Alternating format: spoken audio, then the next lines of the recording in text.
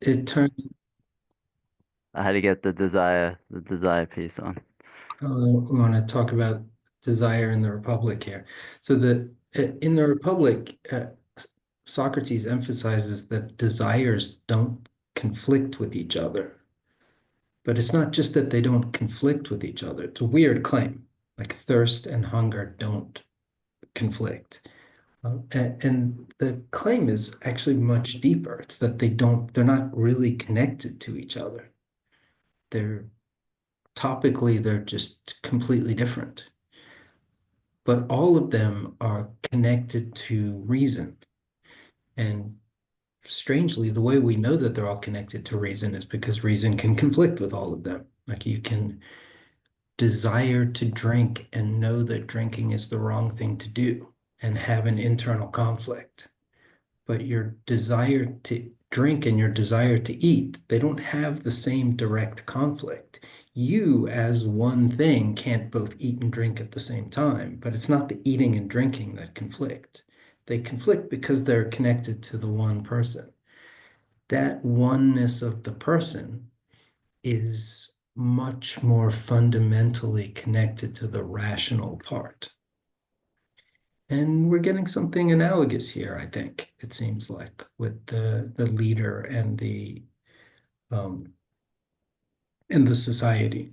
The leader is like the rational part, the head of the household, the master who's supposed to tell the slaves what to do is something like the rational part telling the desires what to do. And it's not that the desires uh, have no value in themselves. It's that part of what allows them to do well is to be directed by reason.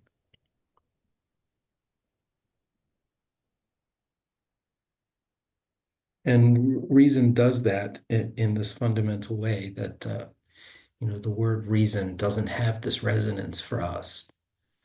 But reason does this in a fundamental way for Plato and Aristotle because reason is so intrinsically connected to these desires.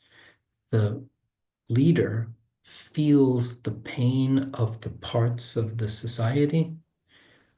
Reason does well through the desires doing well and does badly through the desires doing badly. So of course reason looks out for the desires. It's not a master slave relationship where the master is out to uh, derive benefit while the slave suffers loss.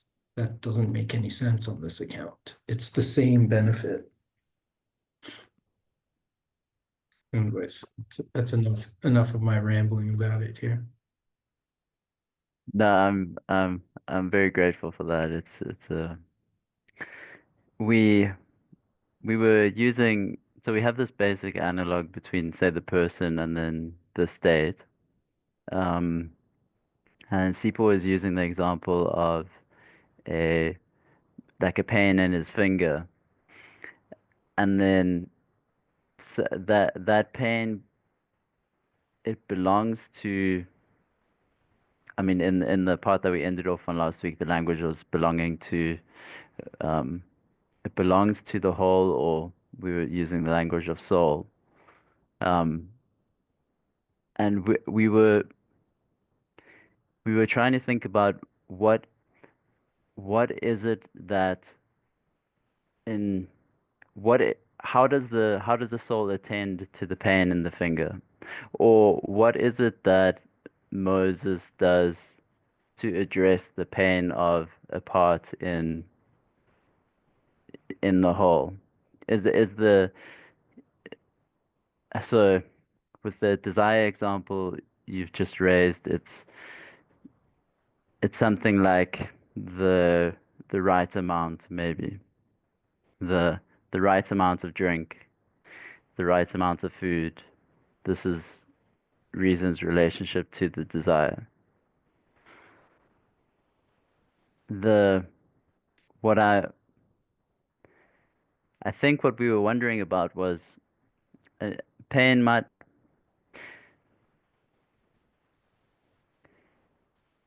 is there is there something other than right amount? Is there a different manner of address, or um, is reason's domain right amount? Um, yeah, I'm struggling towards a question there, but that's kind of what that's kind of where we were. How about this as a question? Well, what's the right amount? How do you know what the right amount Yeah, is? Right for what? that's so right. Like when I'm in that cupboard, I have no idea what right amount is. It's just so obvious. Like it's just the next. Nah, I'm just joking. I mean, the desire has no right amount. It's got Yeah, that's Plato's constant complaint about desire. It's just unlimited. It just wants more. It's yeah, his fancy word for it is it's pleonexic.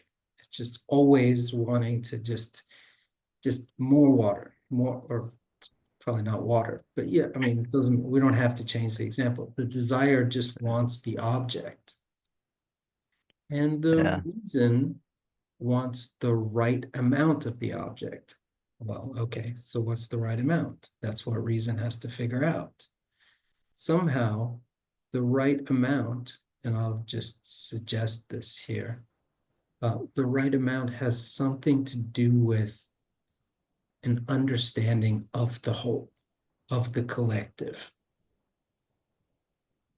So the right amount of drink has nothing to do with the object. It has to do with the person and how much water or fluid or whatever it is the person needs to function. So again, we get thrown back into the same uh, question that we've kind of had since the beginning here. What is the function of the whole? Because unless we know what it is that the whole state is doing, we don't know what the right amount for contributing to that function is. We don't know how much petrol we need unless we know how far we have to drive. yeah, yeah, So I would suggest it's not something more than the right amount, Daniel. It's not the right amount plus all this other content we have to add in. It's well, okay, what's the right amount? There's a lot of yeah, content when we think about what that means. There's a lot going on there. yeah. The this the the right amount to be able to know the right amount, you need to know well the function or where you're going, what whatever's being taken in, what that is for. Um, there's also this sense that something, because we're thinking parts and whole, there's something about the possession or the the ruling aspect or reason possessing, like you to rule over is also to take possession of in some manner. Um, so if I um,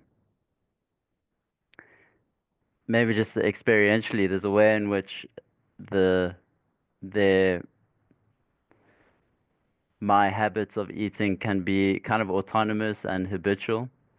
So I don't think I'm going to get at what I'm trying to get at with that example. It's like the there's there's there's a way in which w parts of oneself cannot be in possession of oneself of one's ruling aspect. Or I'm going to keep fumbling at this question because there's like something the there's something of rulership that is also possession, but that possession isn't uh, uh, necessary.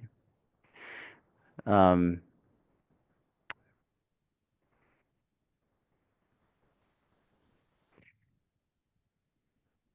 One way that it might be spoken about is like a responsibility that you abdicate is usurped.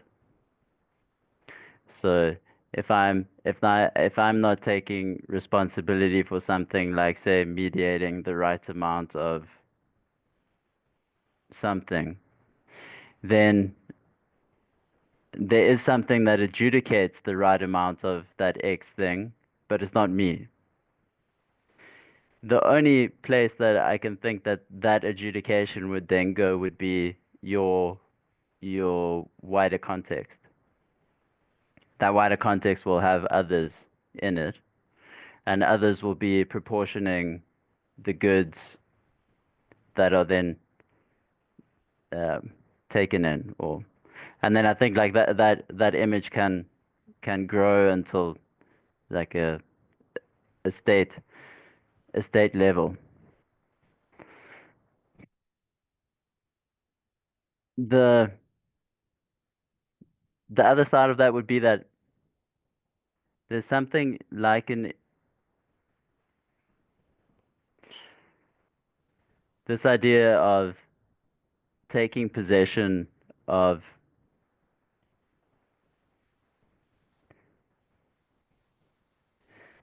it's a it's an image of rulership, I think. And I think what I'm trying to do is link it into the way in which um, an individual an individual sense of justice is contained within the sense of justice of a whole by means of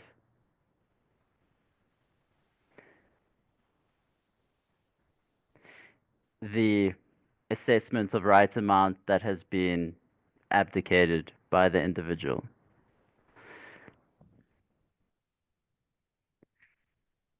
I'm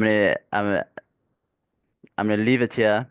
I don't know if I've got us anywhere productive, but Yeah, I'm not sure what that question was, but yeah, the question of uh, self-containment and relation to other is a big one.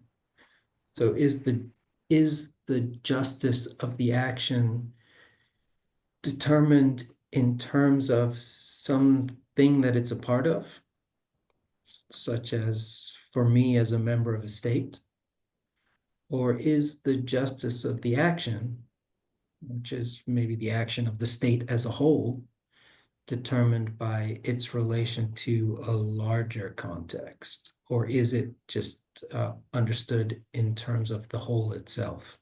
What would that second one even mean? But maybe we can leave that open for now. What is the justice of the whole understood in relation to? yeah, Or is yeah, it just the unified functioning of the whole itself? Is the state the largest context? yeah. There's maybe we should read in a bit. This because the image of desire from where we started is one in which like there's this kind of loop between the object that the desire is of and the desire. And those those leaps those loops seem to have some kind of autonomous nature if they aren't possessed by something or if they aren't ruled over. But if if they aren't ruled in an individual sense, then that rulership defers to a wider context. So then the images of like um, these loops or flows of desire.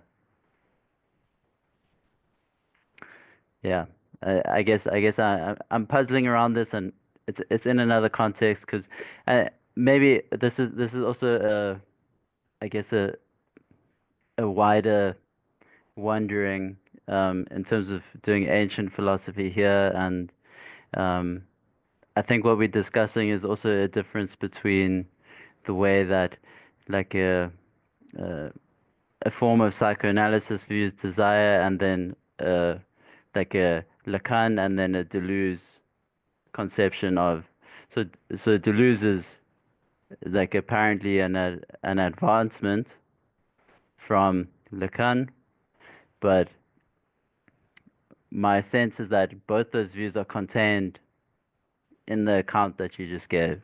That's why I'm like pressing, I guess, for my own thought, but that might be a bit selfish at the moment, but I'm trying to articulate it. I would contribute a comment if I could, but I don't know enough about Deleuze and Lacan. Neither. That's why I'm going at it. Yeah. I guess it's in the meta sense, it's like uh, the value of returning to Aristotle, to Plato, um, with, with attention and care, and it came out before we started.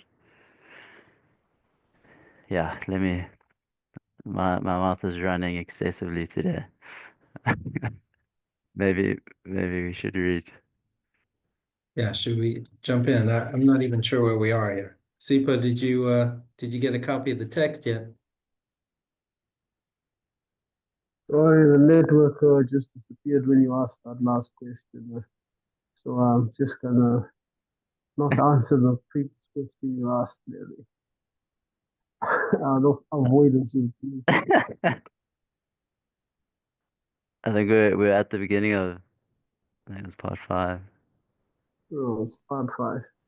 Yeah.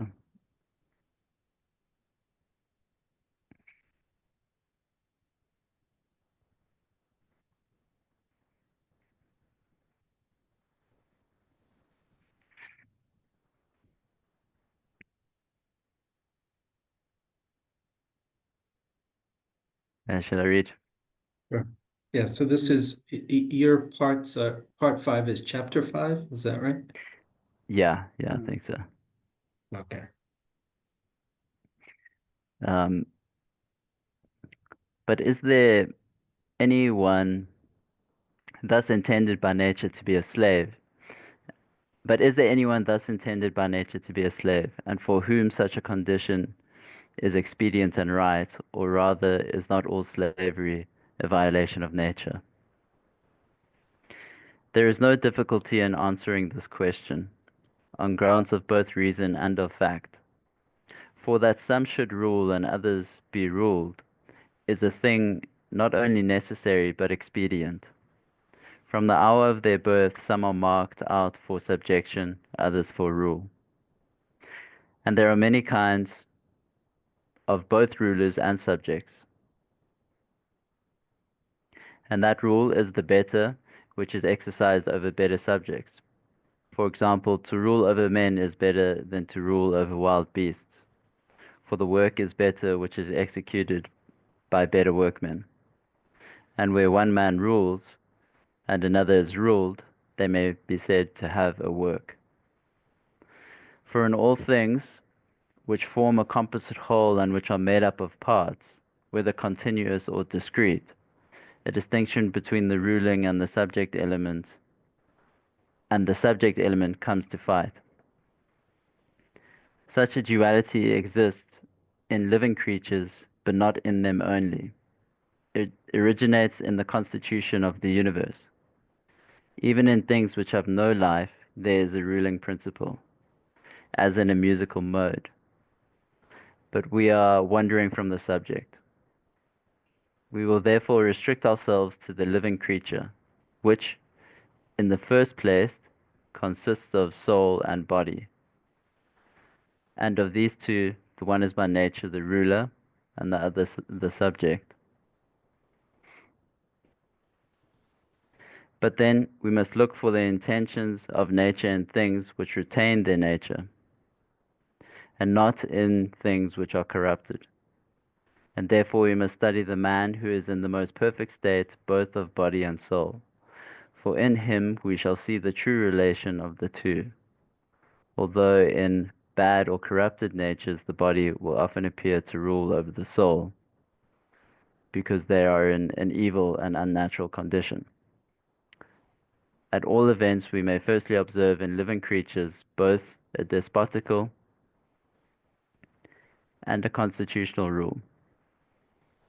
For the soul rules the body with a despotical rule, whereas the intellect rules the appetites with a constitutional and royal rule.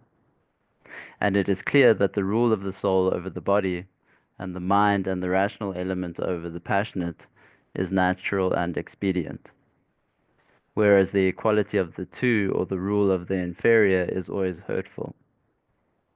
The same holds good of animals in relation to men, for tame animals have a better nature than wild, and all tame animals are better off when they are ruled by man, for then they are preserved. Again, the male is by nature superior, and the female inferior, and the one rules and the other is ruled. This principle of necessity extends to all mankind. Let's finish, I guess. When there is such a difference as that between soul and body, or between men and animals, as in the case of those whose business is to use their body, and who can do nothing better, the lower sort are by nature slaves, and it is better for them, as for all inferiors, that they should be under the rule of a master. For he who can be, and therefore is, another's, and he who participates in rational principle enough to apprehend, but not to have such a principle, is a slave by nature. Whereas the lower animals cannot even apprehend a principle, they obey their instincts. And indeed the use made of slaves and of tame animals is not very different, for both with their bodies minister to the needs of life. Nature would like to distinguish between the bodies of freemen and slaves, making the one strong for servile labor, the other upright, and, although useless for such services, useful for political life and the arts, both of war and peace. But the opposite often happens, that some have the souls and others have the bodies of freemen, and doubtless if men differed from one another in the mere forms of their bodies, as much as the statues of the gods do from men, all would acknowledge that the inferior class should be slaves of the superior. And if this is true of the body, how much more just that a similar distinction should exist in the soul. But the beauty of the body is seen, whereas the beauty of the soul is not seen. It is clear then that some men are by nature free and others slaves, and that for these latter slavery is both expedient and right.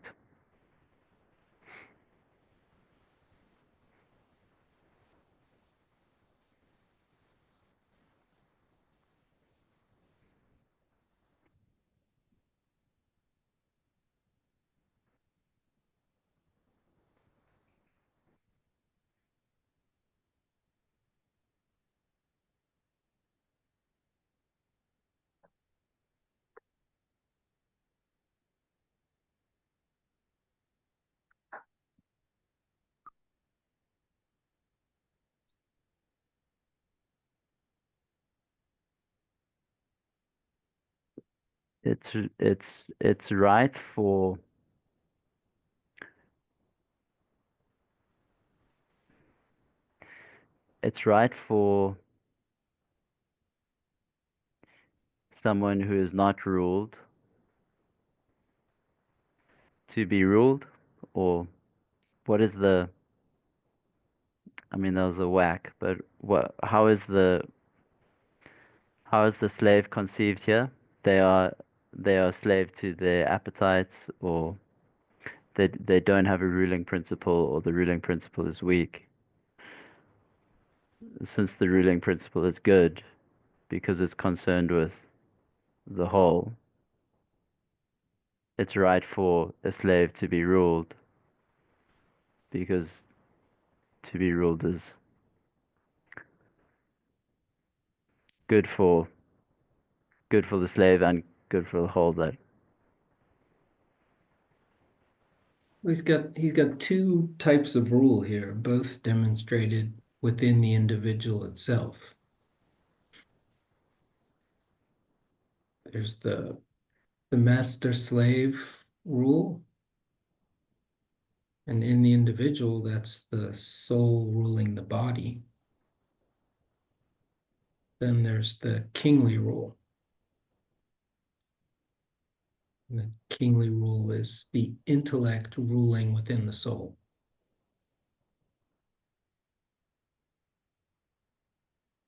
It's interesting that he distinguishes those two. What was the first one you said? The first one's the soul ruling the body. Soul ruling the body, and then the second one is the Reason ruling the appetites. The intellect ruling the desires. okay. Yeah, why the I would I would think in one way those are the same. I mean, what's the soul and body, reason, appetite, or Yeah, good question. What's the difference between the two types of ruling here? he says somewhere there to he says he's getting distracted and then we must come back to the living creatures or consider only living creatures. I'm wondering.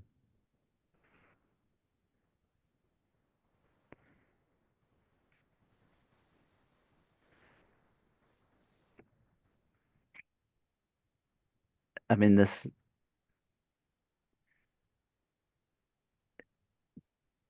is this a people remember we were wondering if you know the Anima and then the Nichomachean Ethics, like what's the difference of the object of their study, or it seems to be a similar question, soul and body, and then reason and appetites. The the difference that we entertained was that the ethics is about,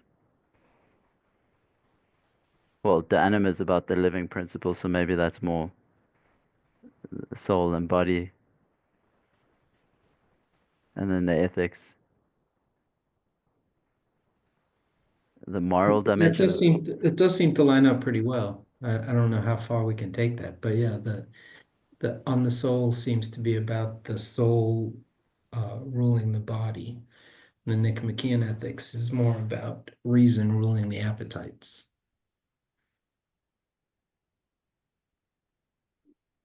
There are other, I mean, distinguishing those two texts, there's other differences. The anima, or on the soul, is much wider. It includes animals and plants.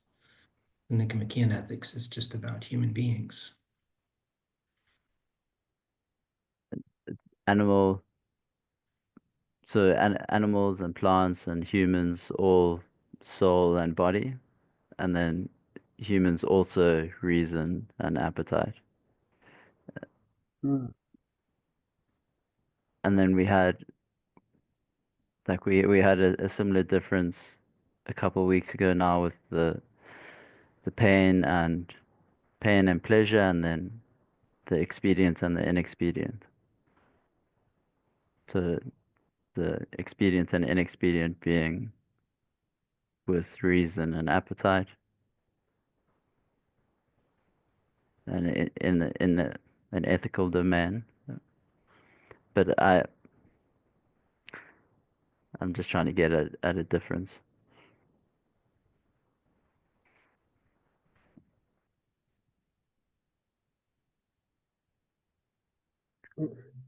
Where do desires where do desires sit?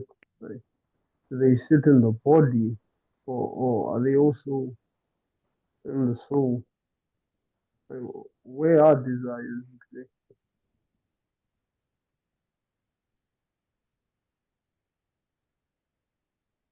Yeah, what do you think? Yeah, I want to say in the body, but I'm not sure to be honest. I'm not sure to be honest. Rationality doesn't seem to sit in the body though for some reason. It seems to be in the soul. But I'm not sure about desires because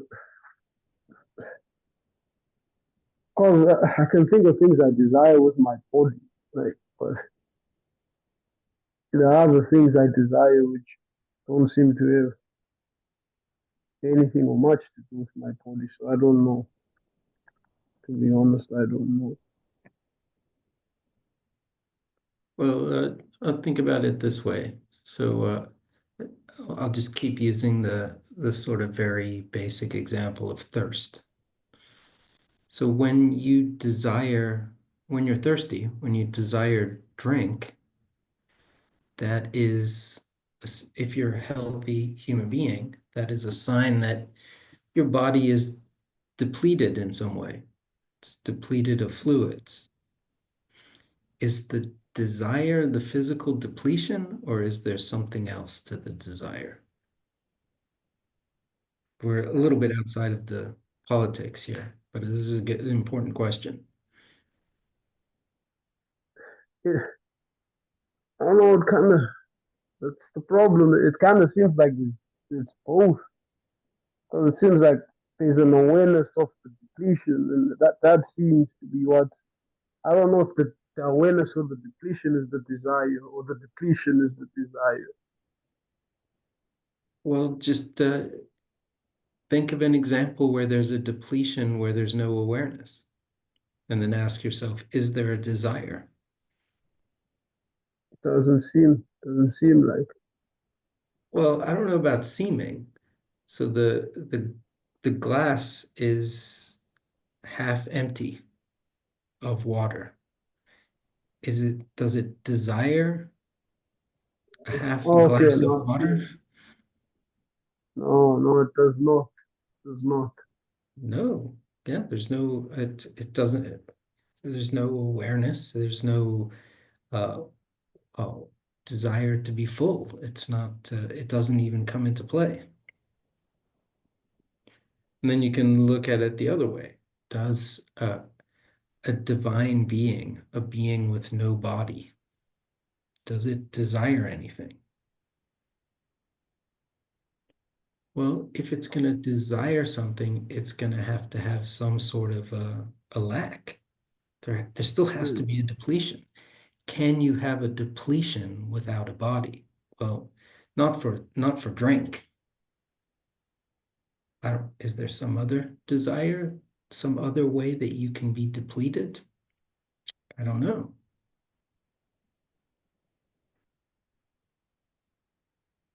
Hmm. If there is, it couldn't be a physical desire. You can't be depleted of anything physical if you don't have a physical component. So it would have to be some other sort of desire.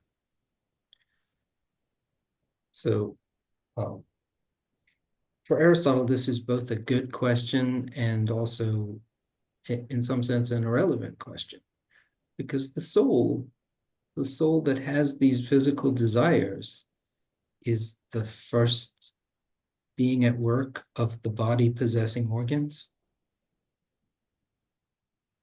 So is the desire in the soul or in the body? Well, it's in the soul, but the soul only is in a body. It's the first actualization of the body. It is the proper functioning of the body. That's all the soul is for Aristotle, in the most basic sense, at least. So it feels a desire when the body is not functioning properly. That's what a desire is. It's the soul's awareness that the body is not functioning properly. Sorry, Larry. Somebody just called me and cut the network, so I didn't catch. I didn't catch that last part about desire. Like, you guys froze, and then I don't know where you froze, but if the soul is the being at work of the body, it yeah, is the body with everything functioning properly. So okay.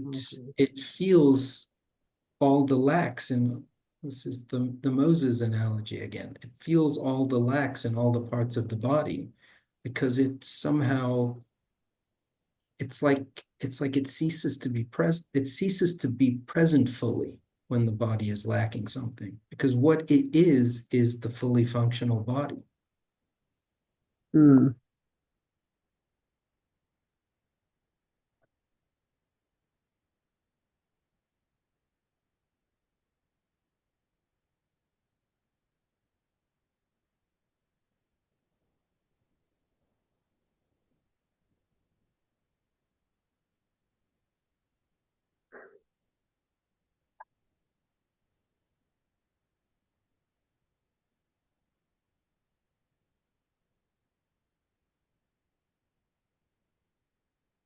So the question that kicked off this chapter is whether there's such a thing as a natural slave.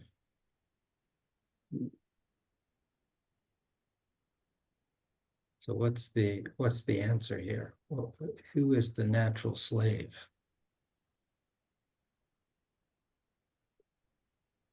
Seems to be the person uh, who is unable to do, I don't want to say the right thing, but seems to be the person who understands, uh, somehow is an understanding of what needs to be done, but can't get themselves to do it. Don't know whether I misunderstood that.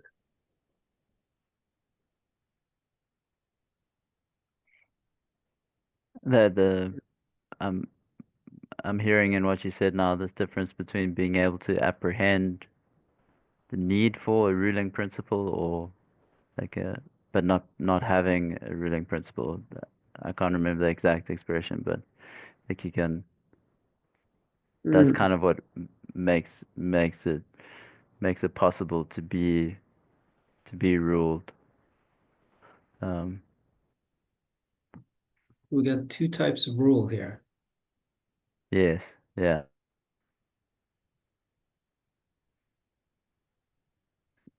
The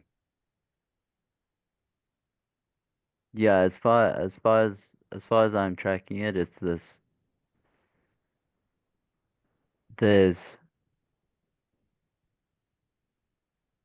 the I would have to say that the slave in some way has the rule that is the soul over the body, but doesn't have the rule that is the intellect over the appetites, because that's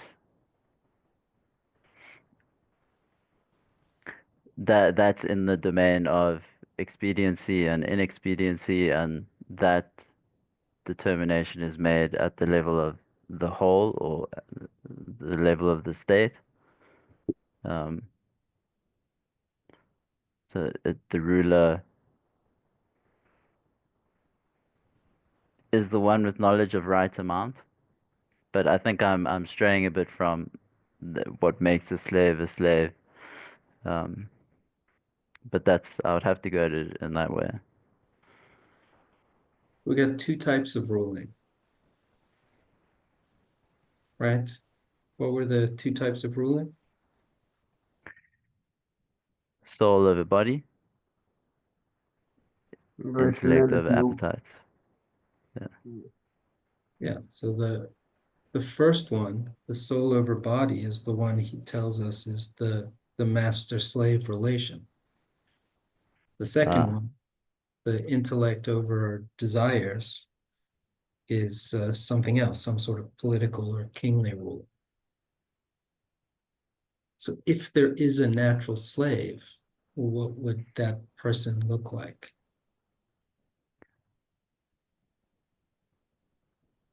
Body. they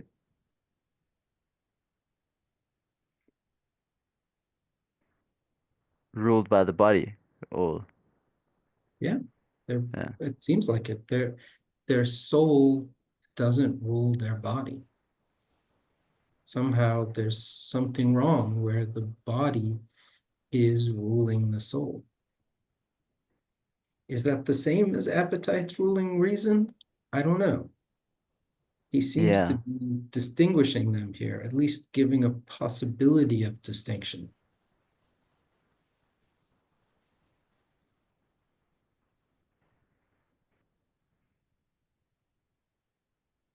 But if I am unable to rule my own body with my soul, I would be better off if somebody else, I would be better off if somebody else was there to use their soul to rule my body so that my body could be ruled by a soul.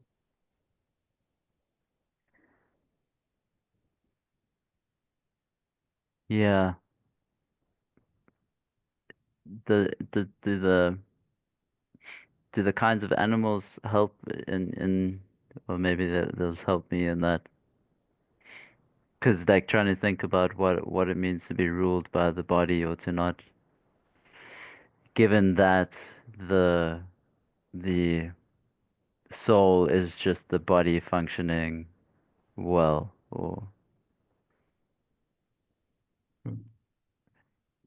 so we have wild animals and tame animals, a tame animal. Um,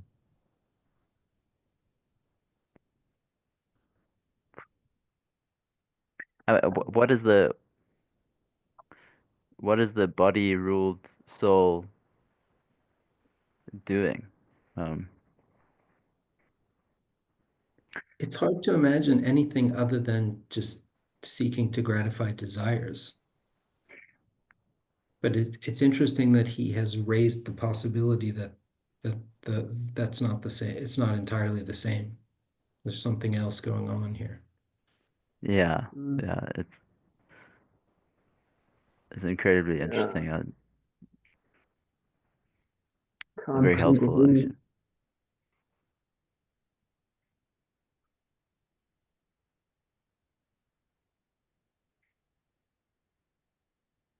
Person who is ruled by whose intellect is ruled by his desires might be a citizen, not a ruling citizen, not a citizen of a completely democratic state, but still a citizen. Mm, whose intellect is ruled by their desire.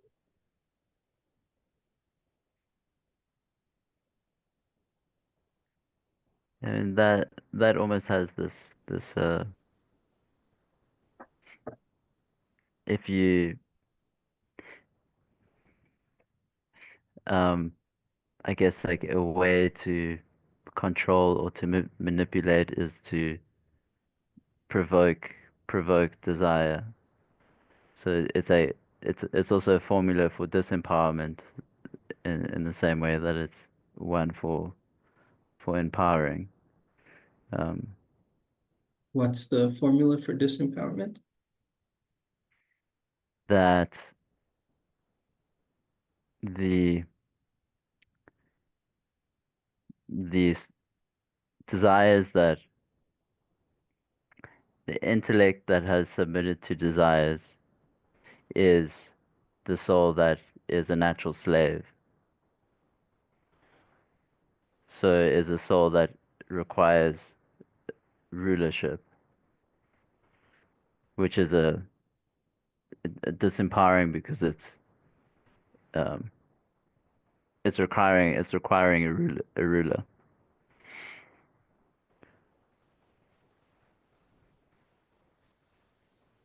Yeah, I'm ready. maybe even disempowering in that it's hurting itself. It's harmful Uh, to itself. When left to yeah, its own devices, it's standing to harm itself.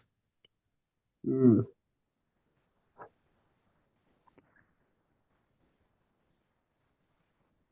yeah, I don't know whether I, I think I must be misunderstanding something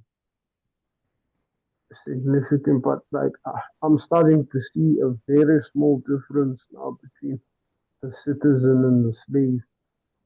Because it kind of seems that they have a very, it kind of seems like they both don't have knowledge of what's expedient for themselves without a ruler. I don't know if that is the case, but it's how I'm understanding this. And I guess if the way I'm understanding it is correct, what exactly then distinguishes between the slave and the citizen? Like what makes one that different from the other? If because it kind of seems like they both need the ruler. Yeah, they both need to be ruled, but it's a different type of ruling that's required for each one. It's not clear how to make sense of the difference or how far the difference goes, or if it ultimately falls apart. Oh, but the one is ruled in the way that we rule our desires, and the other is ruled in the way is closer to the way we rule an irrational animal. It doesn't it's not about talking to its reason at the expense of its desires. It's about just getting its soul, or giving in some way ruling its body with the soul. Mm. This natural slave, it's hard to imagine what such a person would be like. It's easier to imagine somebody who can't control their own desires. It's hard to imagine anything else. That might be all of us to some degree. It's hard to control our desires, but to not control the body with the soul is it's quite extreme. Mm.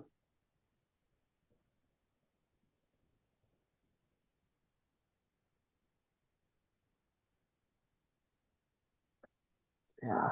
Yeah. He does raise it as a hypothetical here.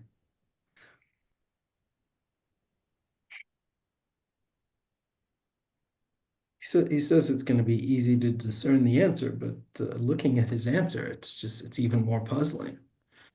Like what would it mean to not just have your intellect ruled by your desires? I mean, that I don't have to imagine. I feel like I see it all the time in myself and others,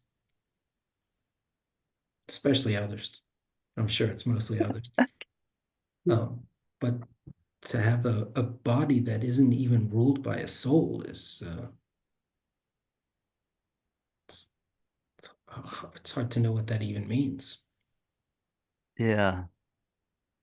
Like based on what you're saying, I mean it's easy to imagine what a ruler would look like, but like to imagine it's easy, but it seems like even the ruler's hard to find because it seems like the ruler doesn't. It seems as if the ruler can't have the problem that the citizen the citizen does. It seems like the ruler has to have their desires. Has to have what? Sorry. It seems like the ruler has to have their desires in check. Or do we not even consider the ruler's desires?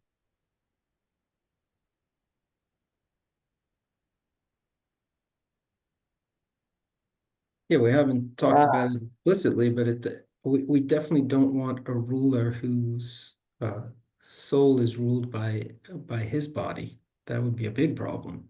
Or whose intellect is ruled by her desires. That would also be a big problem. Because then the ruler would need a ruler. it seems like we're having a similar confusion from last time when we were talking about the, the the the the man beast and the divine God. I just like yeah, but like can I say this? We can think of this beastly man, and we can think about this this code that doesn't need anyone. Both of them don't need anyone, but like I can't actually ever say I've ever seen those things. Hmm. Yeah, that's an interesting point. I didn't even think about that, Sipho, the relationship between this this chapter, this passage, these passages we just read, and this beast that isn't even a social animal. Like if there is such a thing as a natural slave, it would seem to not be capable of being a citizen.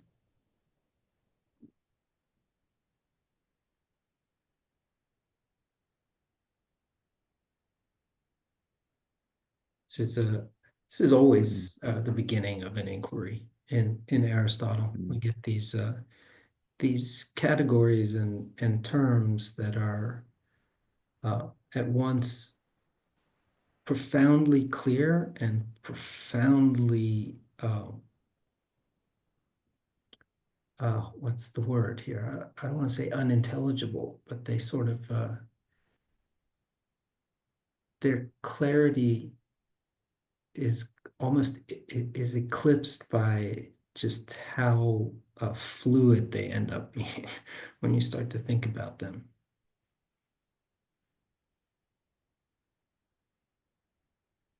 I know we've been we've So, been cir we've been yeah. circling it a while now, but so this is the definition that we have of a natural slave is that it's it's the soul ruled by ruled by the body. So that's why this question of is is that even possible? Is there? Yeah. Um, How to make sense of that other than just by slipping into reason ruled by desire, which Aristotle has made a point of distinguishing.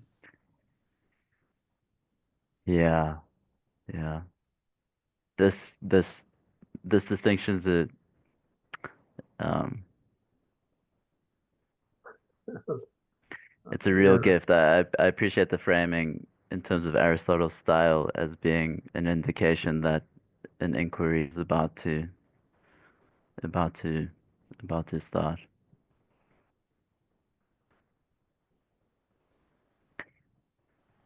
Gets you excited. You're confused, but you're excited. He's just trying to sell books here.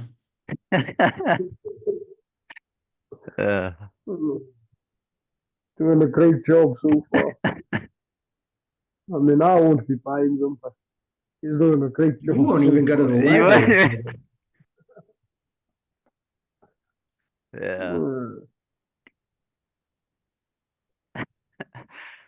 yeah.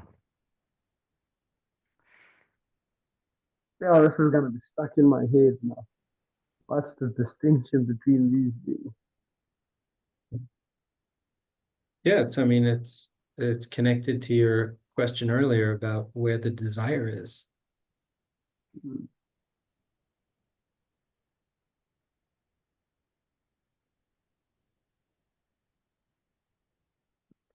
We plow forward here.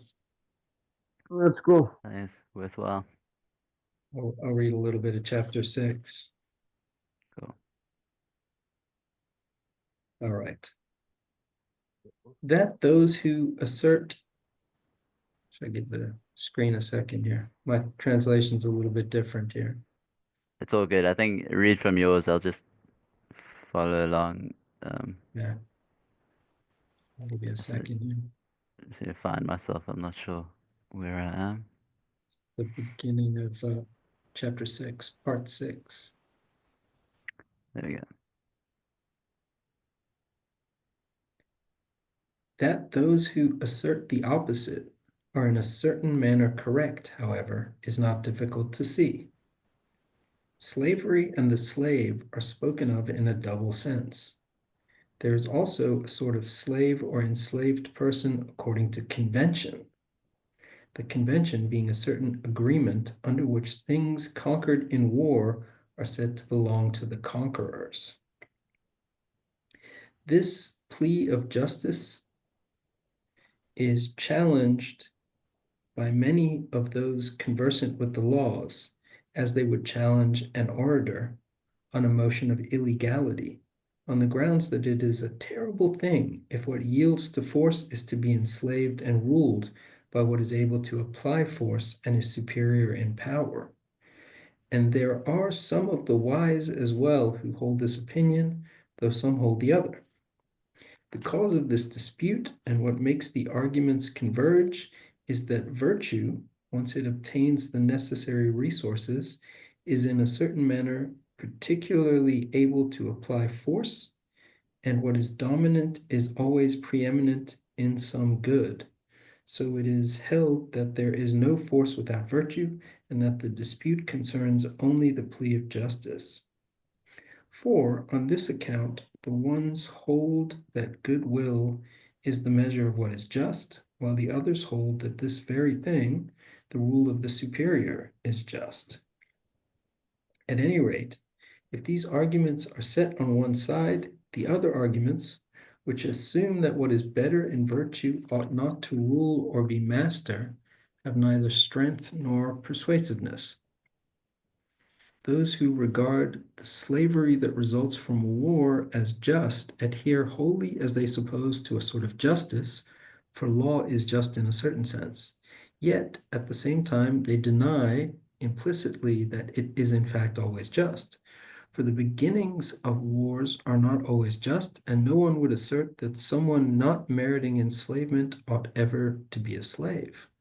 Otherwise, the result will be that those held to be the best born will become slaves, and the offspring of slaves, if they happen to be captured and sold. Accordingly, they do not want to speak of these as slaves, but rather barbarians. When they say this, however, they are in search of nothing other than the slave by nature of which we spoke at the beginning. For they must necessarily assert that there are some persons who are everywhere slaves and others who are so nowhere. Okay, maybe I'll stop there for now. I didn't manage to follow along on the other one for more than a paragraph. It was two quite different translations. It's like a complete 180. So in this we have the introduction of justice and virtue.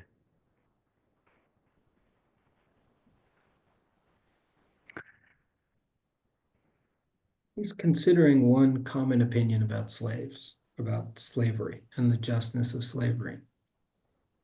If you win a war, part of winning the war is you get to take the captives as slaves. Is that okay? Doesn't seem like he's in agreement with this. Doesn't seem like it. Why not? Well, Sometimes the people you capture are good people. yeah. People who are able to rule their bodies with their soul. Just because they lost the war doesn't mean they can't rule their body with their soul. Okay, there's some sense in which the stronger soul is more likely to win the war because souls are stronger than bodies, but it doesn't always happen like that.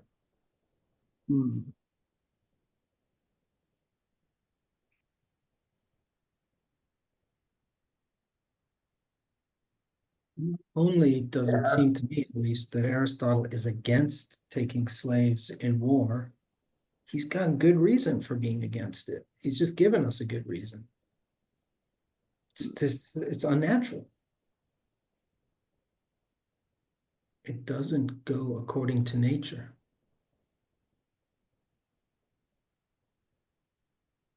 And I suppose it also wouldn't be expedient because you might get a case where now you have body ruling over soul in those cases. You might, yeah. But it seems, I don't know whether he just put this in there earlier. It seemed important when he was making a point that sometimes those can't remember the words correctly, but the more rational people sometimes aren't able to do like work with the body like a less rational person.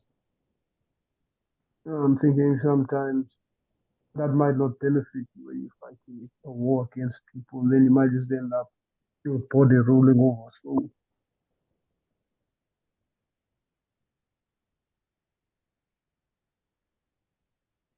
So these are two different types. Seems more than just two different types of slaves. He's considering different types of slaves, and uh, yeah, one that is beneficial to all parties, I guess expedient, and then one that is far less about benefit and far more about dominance. Uh, Yeah. hmm,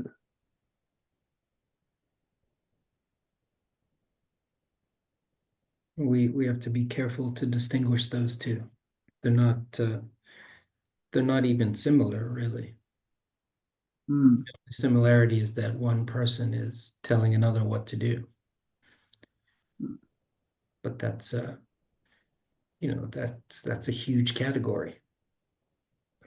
Parent telling their child what to do, a loving mother telling their little child what to do is very different from don't touch that hot stove. Very different from an unjust dictator hmm. telling somebody what to do. Does this relate at all to the claim uh, that the same thing? Can't remember how I put it last time, but that there's the same thing that has great potential for benefit also has the greatest potential for harm. This it for some reason it's bringing that back to mind. Yeah. Yeah. I mean, it is striking that so much of our contemporary culture, the sort of hatred of any sort of anybody telling anybody what to do. It comes from a missing of this major distinction. There's many different ways to tell people what to do. You you it's your doctor telling you to cut down on cholesterol is a type of master slave relationship as much as a southern plantation owner in America in the 1850s. But it's a totally different relationship.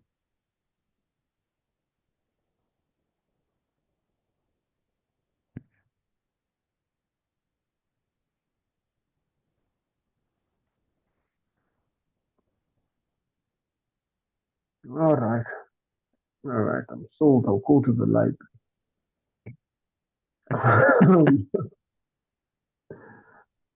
I'll go to the library. I'm sold. So so force is not enough, or it's not justified, because it can mean that you, through war, come to possess or rule over a slave who isn't a natural slave, because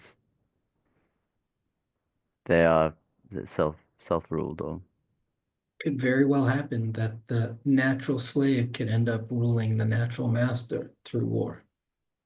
through force, because force. Okay. Through war, yeah. Yeah. Force is, you have to be careful using the word force. And that's because of the other distinction we have between the master slave relationship and the kingly ruled relationship. The way that intellect rules desires is through some sort of convincing. Well, what's the way that soul rules body? It is it's not a convincing. You can't convince the body. So there may be some sort of force involved, but it's unclear what that force is, and it's not the same as the force that is required for one army to defeat another army.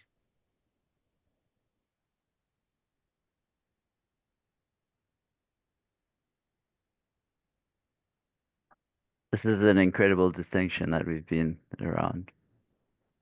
Mm. The soul body and the intellect and the appetites. Yeah, it's surprising. It wasn't I didn't I have read this before, but I didn't remember this distinction at all. The central place of it.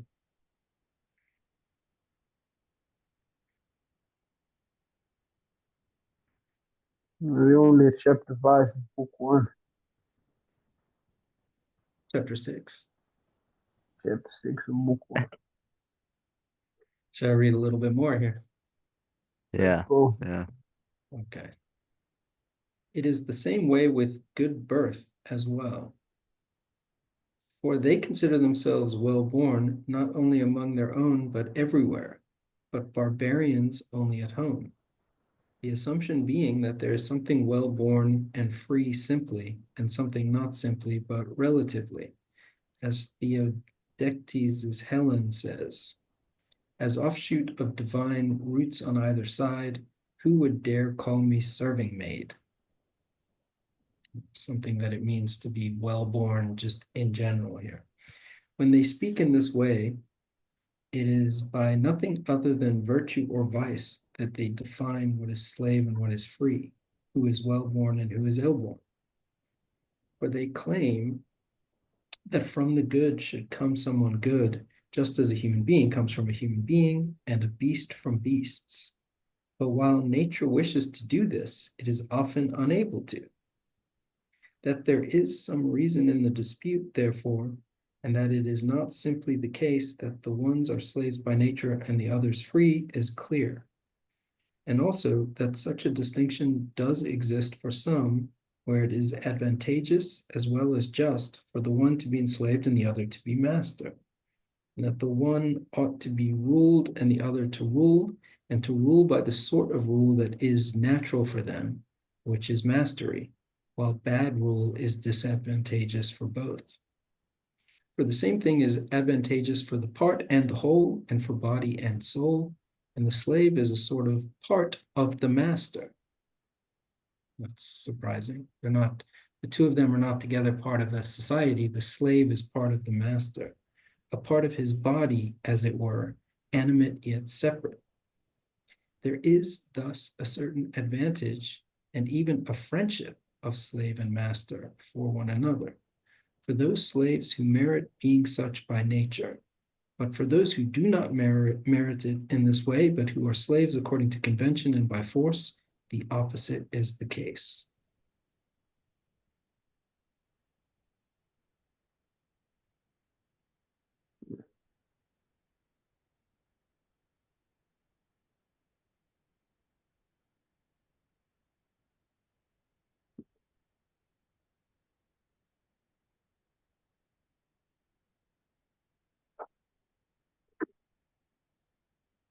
Interesting.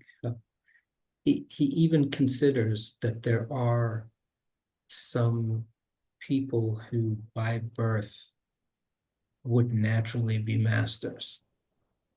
And then he says, nature would love to work like that. The good give birth to the good here. How does he say it? While nature wishes to do this, for the good to come from good, just as human being comes from human being. If nature could do this, it would.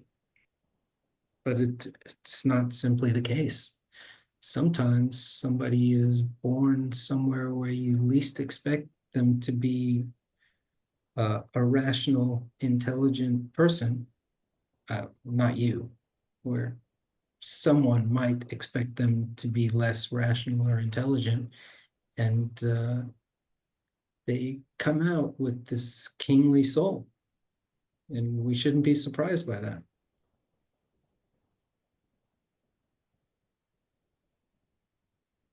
Hmm. Hmm. It was a little, Some reason, no, go for it, go for it. that was just a little while back where we read about the beauty of the body and the beauty of the soul and the difference in the body you can see and the soul you can't. And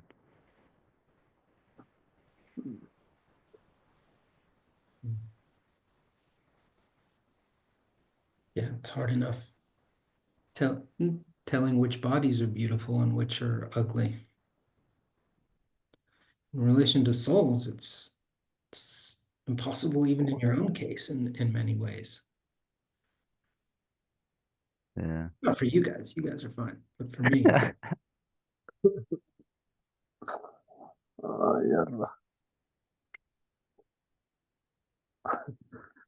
yeah, this is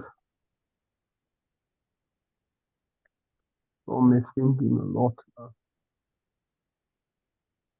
this is a huge, we just read one of the most maligned passages in the Aristotelian corpus. What is my line? One of the most despised, I guess. But it's really saying something so opposed to what people claim it's saying. He's really giving an argument against taking people as slaves through war or through force. The master-slave relationship is a form of, he actually uses the word friendship. Mm. And acknowledges that it's the opposite to the way that slaves by convention come about. Yeah, I mean, it's so striking that image, like there's just the natural animosity that is in that relationship of, say, a slave by convention, and then it's also equally um, natural seeming that when the relationship is beneficial, then Mm. the subordination isn't a problem. It's a benefit. You can imagine a situation where the enslaved person is the more rational and how uh, animosity would be inevitable in that context. Aristotle is explaining in many ways explaining why that must be the case. I'm guessing people hate it because people will probably stop right at like the beginning and they'll be like, no, no, no, no, no, no, we're not reading any more of this. That will just be it. That will just be it. The this that is taken um, when this is taken out of context, it's taken that Aristotle is, how's it used?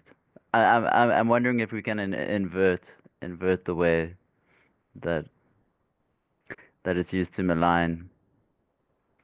It seems like there was something there in potential to be able to do that.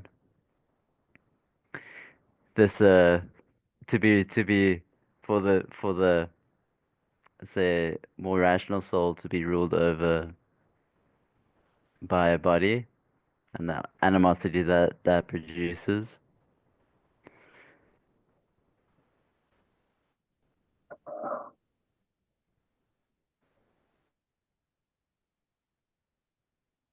You're still there, then. Like he's staring into the distance for way too long. He's What frozen in a was very accused of?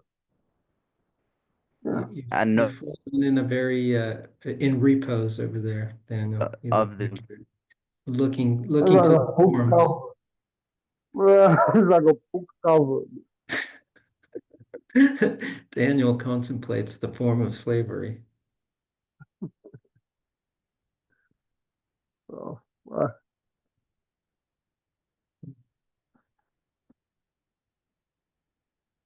ah, this is really. Uh-oh. Is it I think gone? he's gone. It says that I'm the host now. Maybe it says that to you as well. I think we're still recording here. So act right. Yeah, yeah. They left this in the hands of the wrong people. Like, especially if it's recording. It's got me like that last part got me thinking of Plato's Meno when he's talking about if good people. But I guess it's different because it's not virtuous people being born from virtuous people, or for virtuous people being able to teach their Yeah, it's own a little different. children. Yeah. Yeah, it's a little different. Mm-hmm. Yeah, this is. I don't remember this being like this. I mean, I slightly, I slightly remember these arguments. I always, for some reason, I always thought the point he was trying to make was if you don't know what's good for you, it's better for you to be ruled by somebody who's good for you. Like the first time I read this, I thought that was his main point. Right now, it seems like it's even more than that. Even more than that. There's a lot emphasized on the whether somebody's benefiting the person. I suppose you'd say, who's subservient to them, or they're harming the person who's subservient to them to benefit themselves. Right. Yeah. Seems to Yeah, be. I like that you said that it's more than that and not that you were wrong to think that before, because that is going on here. That Mm, the master slave relationship is beneficial for the slave as mm, the master. changes. I suppose. I suppose part of the problem is now whenever the term slave comes up, it's just tied to one specific like one specific rendition in history. Uh, this is it.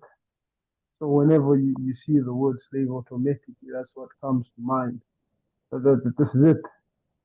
Yeah. This is it, right? Mm. Yeah, we haven't done well applying these categories as a species. We haven't done particularly well. Back then, What's the Greek words used? I don't know. Free is eleutheros, but I don't know what he's using here. Can pull it up. I think slave in Greek is a philosophy tutor. Uh, should be there somewhere.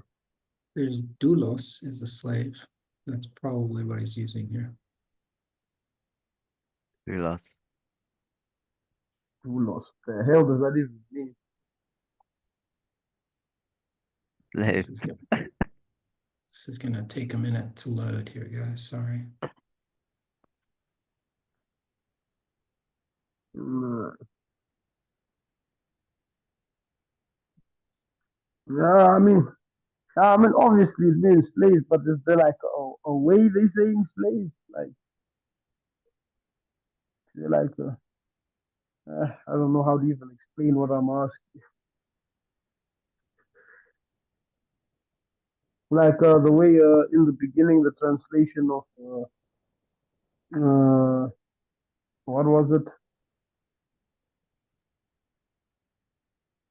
but the word ended up being collective instead of what it initially was in the reading.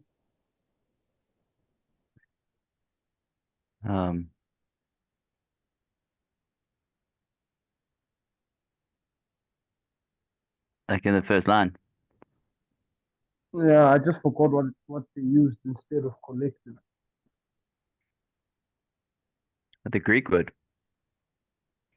No, like I forgot what was in the reading because the reading didn't use the term collective. We got I think, collective when lady gave us the Greek. um, I think mine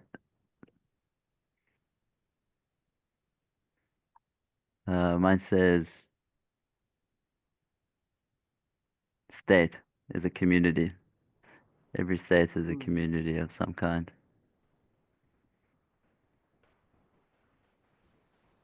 And I don't know. The letter say something like the Greek was saying every collective is a collection of things, something like that. I don't remember how it put. Yeah, I don't remember that word either. I can go back to that. So the mastery is despotike. So a despot is a master, and slavery is doulike. So Doulike. yeah. I wonder where doula comes from. Like you get a birth doula and a I death have doula. no idea if that's related. Death slave.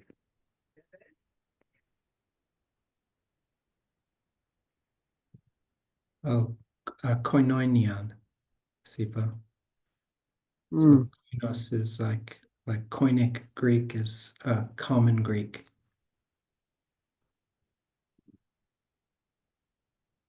Koine.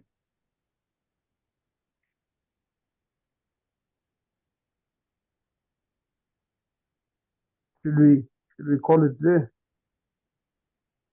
I feel like we've covered a lot of ground. Where did we end? At We got like halfway through chapter 6 here. Or did we get to the end of chapter 6? Maybe that's what you're asking. yeah, I think we got to the end. Hence, where the relation of master and slave between them is natural. They are friends and have a common interest. But Yeah, where we it did. rests merely on law and force, reverse is true.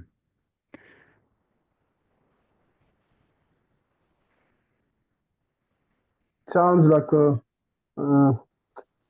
mentor-mentee relationship. Doula does come from the word for slave. That's interesting. Yeah, so a woman servant who is there to help the mother of the house, I guess.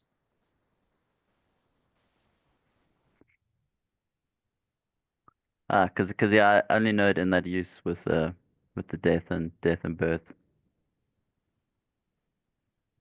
There are death doulas now as well. Is that a newer thing? I'm not sure. I just you're making me think of if I've fabricated this. No, it doesn't. It I think doesn't so. seem unlikely. It doesn't seem unlikely. Yeah, it's kind of like hospice work.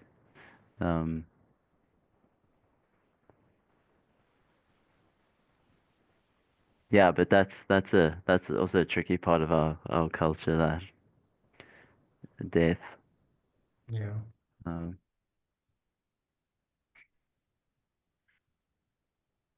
Should we make a time for our next meeting here, guys? Yeah, please. How are you guys looking next Tuesday? this time